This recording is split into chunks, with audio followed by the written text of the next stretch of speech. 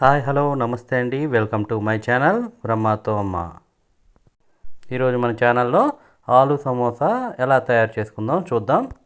ముందుగా ఈ సమోసా ప్రిపేర్ చేయడానికి ఒక 200 గ్రామ్స్ మైదా పిండి, అలాగే ఒక 50 గ్రామ్స్ బొంబాయి రవ్వ, అలాగే ఒక స్పూన్ వచ్చేసి మనం ఉప్పు యాడ్ చేసుకొని వాటర్ యాడ్ చేసి ఇలా వీడియోలో చూపించిన విధంగా కలుపుకోవాలండి. మనకి చపాతీ పిండి ఎలా అయితే కలుపుతామో అలాగా కలుపుకోవాలి.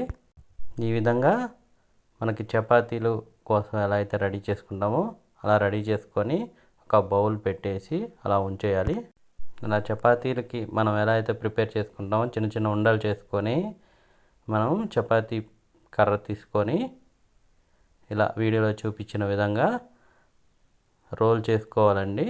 మనకి బాదం కాయ ఎలా అయితే ఉంటుందో ఆ షేప్లోకి మనం ఒత్తేసుకోవాలి పిండిని.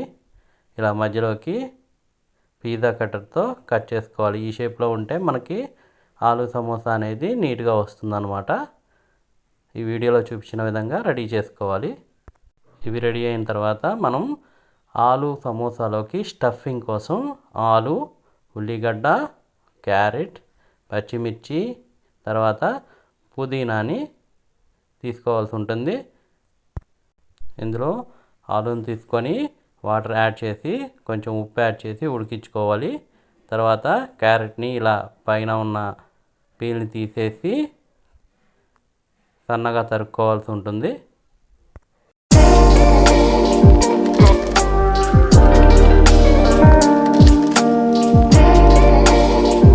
ఇలాగ పీల్ తీసుకొని క్యారెట్, ఉల్లిగడ్డ, పుదీనాని ఇలా సన్నగా తరుక్కోవాల్సి ఉంటుంది.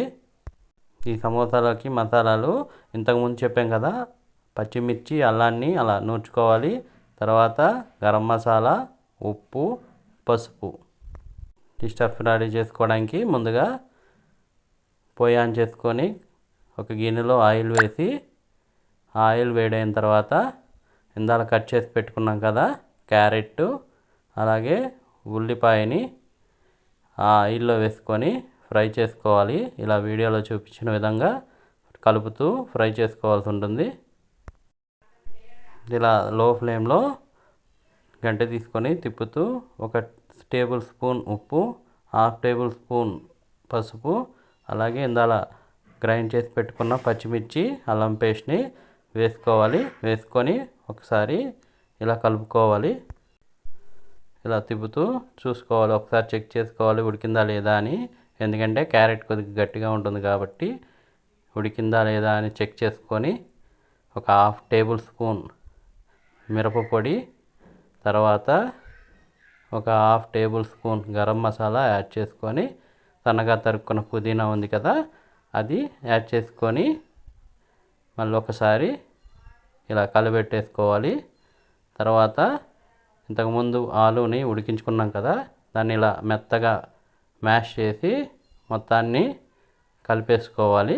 ఇలా కలుపుకున్న తర్వాత మొత్తం కలిపేసుకున్న తర్వాత ఇది గ్యాస్ స్టవ్ ఆపేసి ఒక 1/2 అవర్ చల్లగా అయ్యేంత వరకు ఉంచుకోవాలన్నమాట. వేడి మీద సమోసా బాగోదు, చల్లగా అయిన తర్వాతే బాగుంటుంది. మన స్టఫింగ్ రెడీ అయింది కదా, నెక్స్ట్ సమోసాని ఎలా ప్రిపేర్ చేయాలో చూద్దాం. ఇలా ఫోల్డ్ చేసుకొని వాటర్ అప్లై చేసుకున్న తర్వాత 2 వైపులా ఫోల్డ్ చేసుకొని దాంట్లో మన ఆలు స్టఫింగ్ని పెట్టి ఎడ్జెస్కి వాటర్ అప్లై చేసుకోవాలి. ఈ వీడియోలో చూపించిన విధంగా వాటర్ని అన్ని వైపులా అప్లై చేసుకొని ఇలా ఫోల్డ్ చేసుకోవాల్సి ఉంటుంది. వీడియోలో మీరు గమనించవచ్చు ఎలా ఫోల్డ్ చేస్తున్నారనేది.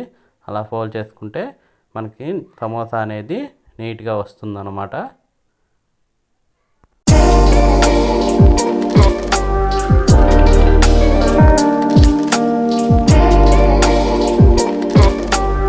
ఇలా అన్నిటినీ మంచిగా షేప్ వచ్చేంత వరకు చేసుకున్న తర్వాత పొయ్యి ఆన్ చేసుకొని దాని మీద కడాయి పెట్టి మన సమోసా మొత్తం మునిగిపోయేంత వరకు కూడా ఆయిల్ని నింపుకోవాలి కడాయిలో. ఇలా వేడైన తర్వాత వీడియోలో చూపించిన విధంగా ఫ్రై చేసుకోవడానికి నూనెలో వేయాలి.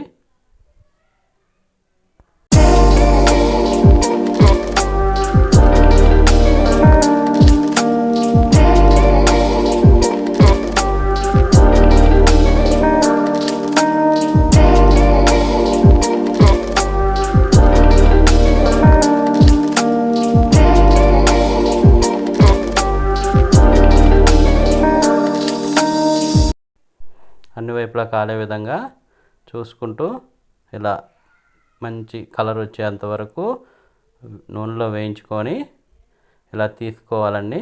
మన ఆలు సమోసా అనేది రెడీ అయిపోయింది. ఇలా పచ్చిమిర్చిని నూనెలో వేయించి కొద్దిగా సాల్ట్ అప్లై చేసి తినేయటమే. చాలా టేస్టీగా ఉండే ఆలు సమోసా రెడీ అయిపోయింది. ప్లీజ్ లైక్ చేయండి, షేర్ చేయండి, సబ్స్క్రైబ్ చేసుకోండి. Thank you for watching.